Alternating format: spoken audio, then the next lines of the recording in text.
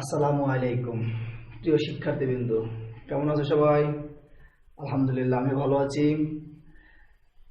আজ আমরা শুরু করতে যাচ্ছি সপ্তম শ্রেণীর গণিত বিষয়ের পাঠদান। তোমরা সবাই প্রস্তুত তো? তাহলে শুরু করি। শুরু করার আগে আমরা ছোট্ট একটা পিকচার দেখে নিই। পিকচারটি দেখে তোমরা কি বুঝতে পারতেছো একটু ভালো করে লক্ষ্য করো। দেখো, একটা জমি দেখা যাচ্ছে, চারক পাশ সমান। এর দ্বারা কি বোঝা যাচ্ছে? তোমরা অনেকে চিন্তা করতেছো এটা একটা বর্গাকার জমি। হ্যাঁ, তোমাদের ধারণাই ঠিক। আজ আমরা আলোচনা করব সূত্রের সাহায্যে বর্গ নির্ণয়। তাহলে আমরা শুরু করি আজকের সূত্রের সাহায্যে বর্গ নির্ণয় ক্লাস। কিভাবে তোমরা সূত্রের সাহায্যে বর্গ নির্ণয় করবা, আমরা সে বিষয়ে আজকে আলোচনা করব। তো আমি প্রথমে তোমাদেরকে দুটা সূত্র লিখতেছি তোমাদের জন্য। একটা হলো a plus B whole square সমান a square plus 2ab plus B square.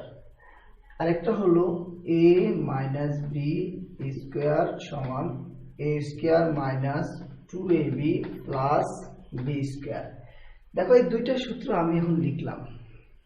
এখন এই দুইটা সূত্র দিয়ে আমরা বর্গের কাজগুলো সম্পন্ন করব। সকল বর্গগুলো এই দুইটা সূত্রের মাধ্যমে সম্পন্ন করা হবে। তো প্রথমে একটু বলে নিচ্ছি, তোমাদের হয়তো মাথায় আসতে পারে যে a প্লাস বি স্কয়ার থেকে a square plus 2ab plus B square কিভাবে আসে। হয়তো তোমাদের এটা অনেকের মাথায় চিন্তা আসবে যে কিভাবে এটা হলো। তো সেজন্য আমি তোমাদের জন্য ছোট একটা ভিডিও দেখাচ্ছি। প্রথমে তোমরা দেখো, a plus B square whole square থেকে a square plus 2ab plus B square কিভাবে আসে, এটা একটা জ্যামিতিক প্রমাণটা আমি এখন তোমাদেরকে দেখাবো।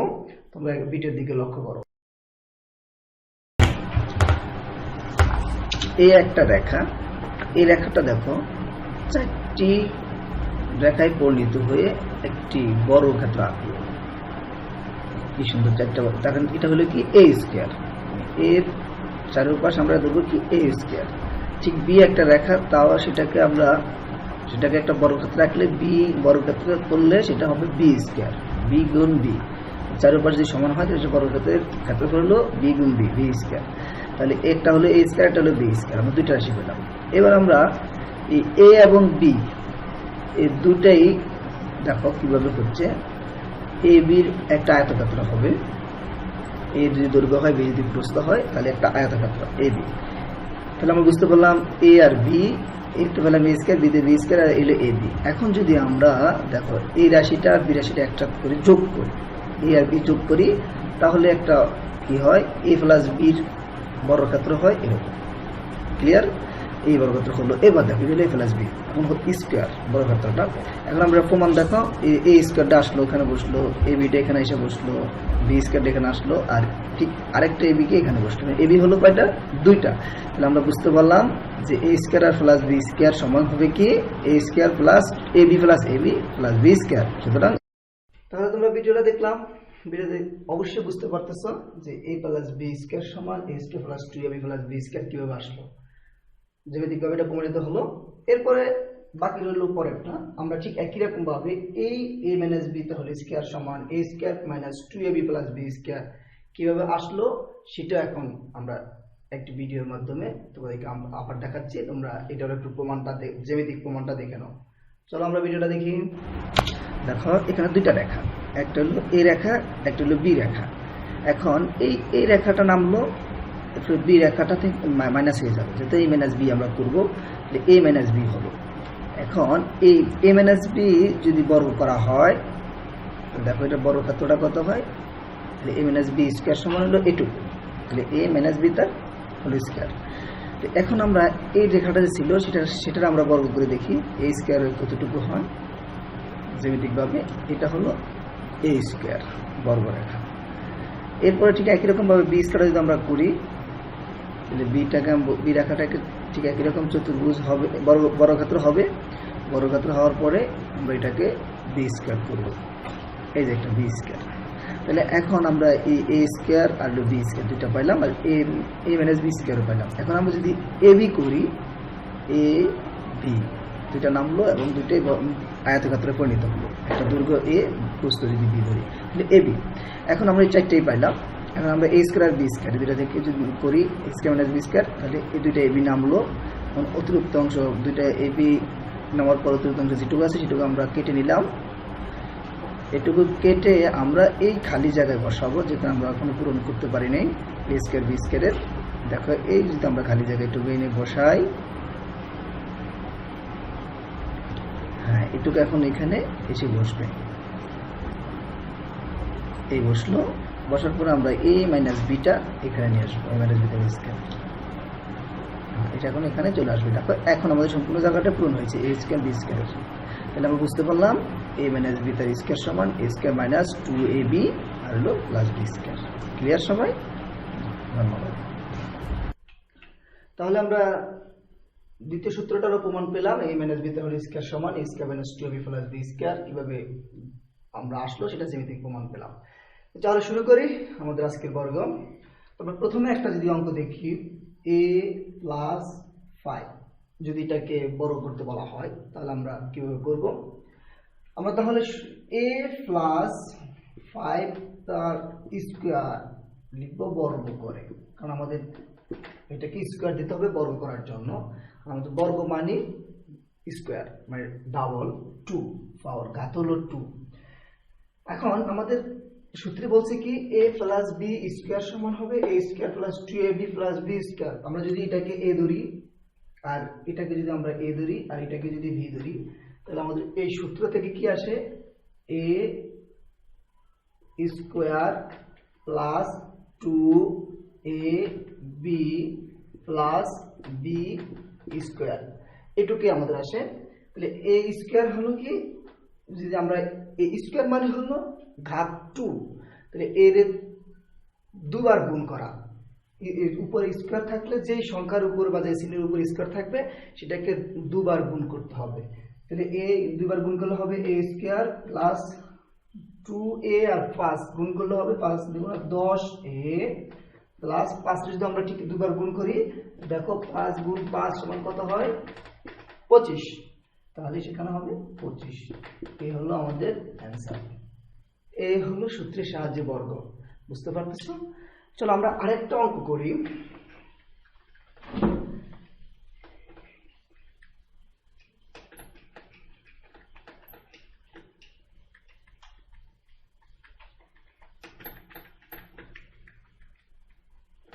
আমরা এটা দেখলাম দুই সংখ্যা a প্লাস 5, যদি আরেকটু কঠিন হয়, যেমন যদি হয় আমরা একটু অন্যভাবে করার চেষ্টা করি। যেমন আমরা যদি এটাকে পি স্কোয়ার প্লাস, একবার প্লাস করেছি এবার মাইনাস এটা করি, মাইনাস কিউ স্কোয়ার, এটাকে আমরা বর্গ করি, তাহলে দেখো কি হয়? P square minus Q square আর হোল স্কোয়ার হলো বর্গ করে, আমরা বর্গ করবো এখন। তো ঠিক একই রকম ভাবে আমরা যদি এই রাশিটাকে আমরা কি ধরবো? এ, এটাকে আমরা কি ধরবো? বি। তাহলে যদি এ ধরি তাহলে এ হবে, পি স্কোয়ারটা হলো এ, সূত্র হিসাবে আমাদের কি হবে? এ স্কোয়ার, এই যে সূত্র A square minus 2ab plus B square, তাহলে এ স্কোয়ার মাইনাস 2a হলো এটা আর বি হলো এটা প্লাস বি স্কোয়ার। বুঝতে পারতেছো? তাহলে আমরা এটাকে আমরা ধরার জন্য দিলাম, মুছে দিলাম। এখন এই পি স্কোয়ার এটাকে আমরা যদি আমরা 2 দিয়ে গুণ করি, সবসময় মনে রাখবা কোন সংখ্যা বা চিহ্নের উপর যদি পাওয়ার থাকে আর তার উপরে ঘাত যদি 2 হয়, তাহলে সেটা দিয়ে এই পাওয়ারটাকে আমরা গুণ করব। 2 গুণে কত হবে? 4, P power 4 minus 2 P square Q square plus Q power 4। এই হলো আমাদের অ্যান্সার। কি ক্লিয়ার? তাহলে আমরা এখন এরকম দুই সংখ্যা ভিত্তিক যতগুলো বর্গ দেয় অবশ্যই আমরা করতে পারবো। এবার আসুন আমরা এক সংখ্যা যদি থাকে আমাদের, তাহলে সেটার বর্গটা কিভাবে করা যাবে।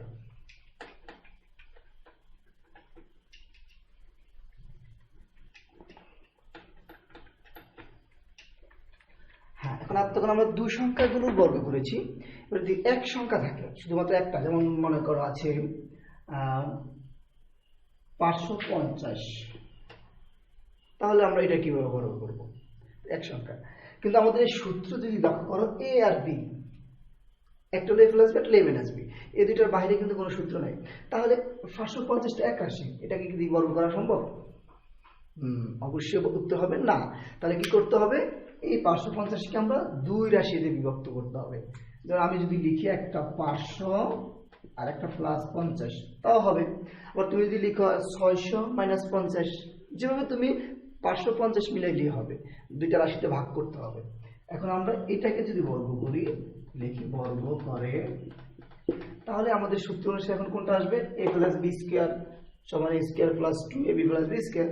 তাহলে প্রথমে আসবে 500 স্কয়ার প্লাস সূত্রে 2a into b plus b square. Clear? এই আমাদের সূত্র হিসেবে আমরা এটা লিখতে পারি। এখন দেখো 500 স্কয়ার মানে কি? 500টাকে দুবার গুণ করতে হবে, মানে 500 গুণ 500। তাহলে 500 গুণ করলে কত হয়? আরেকটা কথা বলে রাখি তোমাদেরকে, যদি কোনো সংখ্যার শেষে দুটা শূন্য থাকে, তাহলে বা একটা শূন্য থাকে, যে কটাই শূন্য থাকুক না কেন, সেটাকে যদি স্কয়ার মানে ডাবল করা হয়, তাহলে ওই শূন্যগুলো ডাবল হয়ে যাবে। আমরা যদি 5 ডাবল করি, 5 5 কত? 25। আর শূন্য দুইটা ডাবল করলে কত হবে? 4টা। তাহলে আমাদের হলো এই সংখ্যা। এরপরে আসে আমরা প্লাস 2 দিয়ে যদি আমরা 500 গুণ করি, কত? 1000। 1000 এর যদি 50 দিয়ে গুণ করি, তাহলে 50000। সহজ কথা, 50000। প্লাস ঠিক একই রকম ভাবে 5 5 25, আর শূন্য হবে কয়টা? দুইটা। 2500 গুণ 25, 50 গুণ 50 হলো 2500। এবার যদি আমরা এগুলো যোগ করি, দেখো কি, এই শূন্য এই শূন্য এই শূন্য একটা শূন্য, এই শূন্য এই শূন্য এই শূন্য একটা শূন্য, ঠিক আছে? 5 0 0, তাহলে হবে কত? 5। 2 0 0 হবে কত? 2। 5 5 কত? 10, তাহলে কত? 1 1 আর 2 3। এই হলো আমাদের এই 550 এর বর্গ। বুঝতে পারছো?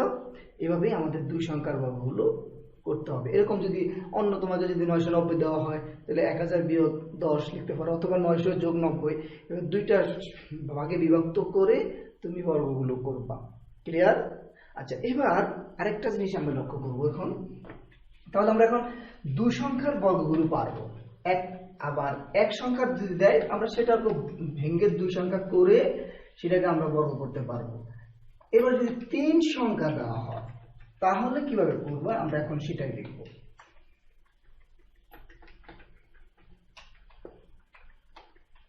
আসলে আমরা দেখি, যদি 3 সংখ্যা দেওয়া হয় তাহলে কিভাবে করবো। আমরা একটা ছোট্ট যদি আমি করি, যেমন 3x plus 2y plus z, এই রাশিটার বর্গ করো, তখন কিভাবে করতে হবে? কিন্তু আমাদের সূত্র কি বলে? a প্লাস b, দুই রাশি। আমরা দুই রাশির বেশি কিন্তু করতে পারবো না। তখন আমাদের কাজ হবে এই 3 রাশিকে আমরা দুই রাশিতে কনভার্ট করব, মানে দুইটা রাশিতে ভাগ করে নেব। তাহলে আমাদের এই সূত্রের সাহায্যে আমরা করতে পারবো। দেখো, আমরা প্রথমে যদি এই দুইটাকে আমরা a ধরবো, এটা দুইটাকে ধরবো a আর এটাকে ধরবো b, তাহলে আমাদের a প্লাস b সূত্র হয়ে যাবে। যদি দুইটাকে a ধরি, তাহলে কি হবে? 3x প্লাস 2y, এটা ধরলাম a, প্লাস z, এটা ধরলাম b, তাহলে স্কয়ার মানে বর্গ করে। ক্লিয়ার? বুঝতে পারতেছো 3 রাশি হলে কিভাবে করবা? এবার আসো, তাহলে আমাদের সূত্র কি বলে? a plus b whole square সূত্র কি? a স্কয়ার হলো a স্কয়ার, তারপর হলো প্লাস সূত্র 2, এরপর হলো a হলো, এটা হলো আমাদের a, ঠিক আছে, into b plus b square. বুঝতে পারতেছো? এবার দেখো, এখানে কিন্তু আরেকটা সূত্র বলিত হয়েছে, 3x plus 2y whole square সমান কি হয়? a plus b whole square আমরা লিখতে পারি। আরেকটা সূত্র আমরা এখানে করতে পারি। তাহলে এটাকে কিভাবে লিখবো? 3x a square plus 2ab plus b square. এটুকু আমরা পাইলাম কোথা থেকে? এই শুধু এটাকে আবার সূত্র করে আমরা এটা লিখলাম। এরপরে বাকি অংশ প্লাস 2 দিয়ে যদি আমরা যেটা গুণ করি, তাহলে 2z, আর এটা আমরা ব্র্যাকেটে রেখে দিই, পরের বার গুণ করব। আর z যদি আমরা গুণ করি z স্কয়ার হবে। ক্লিয়ার সবাই? এবার আসো 3x স্কয়ার সমান কত হয়? 3 এর স্কয়ার করলে 3 3 9, তাহলে 9, আর x স্কয়ার করলে হবে কি x square, 9x square, plus 3 দ্বিগুণা 6, 6 দ্বিগুণা 12 xy, তাহলে 12xy। সাধারণত এগুলো তোমরা গুণ পারো, প্লাস 2 দ্বিগুণা 4y স্কয়ার। আমরা এটা ভাঙাইলাম। এরপর আছে প্লাস 2z দিয়ে আমরা এই ব্র্যাকেটে দুটো আছে, দুটাকে আমরা গুণ করতে হবে। 2z দিয়ে প্রথমে এটাকে, 2z দিয়ে পরে 2y কে। তো 2z যদি 3x রে করি 3 দ্বিগুণা 6xz, তারপরে প্লাসে প্লাসে প্লাস 2 দ্বিগুণা 4yz। ঠিক আছে? এরপর হলো প্লাস z স্কয়ার। এই হলো আমাদের সম্পূর্ণটাই বর্গ অ্যানসার। কি বুঝতে পারতেছো? আরেকবার রিভাইজ, আরেকবার আমরা দেখাচ্ছি। 3 রাশি হলে আমরা কি করব? প্রথম দুইটাকে আমরা a ধরব, পরেরটাকে আমরা ধরব কি b। তাহলে আমাদের সূত্র হবে কি a প্লাস b স্কয়ার, মানে বর্গ করে। তাহলে এখন আসো দেখো, এটা যদি a ধরি তাহলে a স্কয়ার প্লাস ওই যে সূত্র হিসাবে সূত্র 2ab প্লাস b স্কয়ার। এটাকে এখন দেখো এখানে a 3x প্লাস 2y, এটা কিন্তু আবার একটা সূত্র হয়ে গেছে a প্লাস b তার স্কয়ার। এটা হলো a square plus 2ab plus b square. আবার a প্লাস 2 দিয়ে আমরা এই দুটোটা কিন্তু গুণ করতে হবে। 2 আর z আমরা আগে গুণ করে নিয়েছি 2z, আর এটা ব্র্যাকেটে রেখে দিয়েছি পরের লাইনে করার জন্য। আর z স্কয়ার করলে z স্কয়ার। এবার 3x স্কয়ার, x স্কয়ার করে 3 3 9x স্কয়ার, প্লাস 3 দুগুণা 6 দুগুণা 12xy, প্লাস 2 দুগুণা 4y স্কয়ার। এই প্লাস 2z দিয়ে 3x গুণ করলে 3 দুগুণা 6xz, প্লাস প্লাসে প্লাস 2 দিয়ে 2 গুণ করলে 2 দুগুণা 4 আর yz, এর প্লাস z স্কয়ার। ক্লিয়ার সবাই? আশা করি তোমরা বুঝতে পারছো। তাহলে আমরা এক সংখ্যা যদি থাকে সেটাকে আমরা বর্গ করতে পারবো, 2 সংখ্যা হলে তো পারবোই, 3 সংখ্যা হলেও আমরা সেটাকে বর্গ করতে পারবো। এবং বলে রাখি 4 সংখ্যা হয় তাও তোমরা কিভাবে করবা? এই 4 সংখ্যা যদি হয় তাহলে প্রথম দুইটাকে ধরবা, এই প্রথম দুইটাকে ধরবা a, আর এখানে যদি আরো কোনো সংখ্যা থাকে তাহলে এই দুইটাকে ধরবা b। তাহলে প্রথম দুইটা a পরের দুইটা b করে আমরা মাঝে যদি প্লাস থাকে প্লাসের সূত্র হবে, মাইনাস থাকলে মাইনাসের সূত্র হবে। এভাবে আমরা 4 সংখ্যা থাকলেও করতে পারবো। আশা করি অবশ্যই তোমরা বুঝতে পেরেছো। বাড়িতে অবশ্যই প্র্যাকটিস করবা, এই বর্গগুলো অবশ্যই তোমরা নিজেরা আয়ত্ত করার চেষ্টা করবা।